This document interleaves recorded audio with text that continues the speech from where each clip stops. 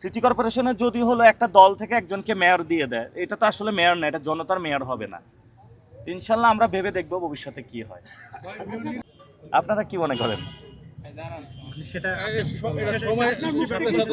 Vote তো মানুষ দেয়, ভোট তো চুরি করে নিয়ে যায়। এখন আমার তো দুর্নীতির টাকা নাই, সন্ত্রাসী চাঁদাবাজির টাকা নাই, তাহলে বুদ্ধি দেন আমি কি করব? আপনারা একটা বুদ্ধি দেন আমাকে। এখন মানে ইলেকশনে কিন্তু টাকার প্রয়োজন হয় অনেক। তো বাংলাদেশের যে ইলেকশন সিস্টেম, এই সিস্টেমটাকে পরিবর্তনের করার জন্য, অর্থাৎ আমি যখন ইলেকশন করতে গিয়েছিলাম তখন একটা বাধা এসেছে যে সন্ত্রাস, চাঁদাবাজি, দুর্নীতি যারা আছে টাকার মাসুল দিয়ে মানুষকে ক্রয় করে এবং ইলেকশনটা ম্যানিপুলেট করে, আমরা তাদের বিরুদ্ধে দাঁড়িয়েছিলাম।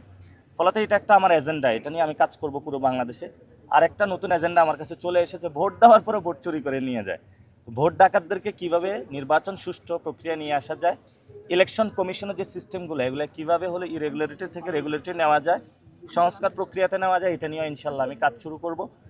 এখন সিটি কর্পোরেশন নির্বাচনে যারা ইলেকশন করবে তারা কি বলবে যে বাংলাদেশে হলো তারা টাকাবিহীন ইলেকশন একটা হবে, জনগণের ইলেকশন হবে, অর্থাৎ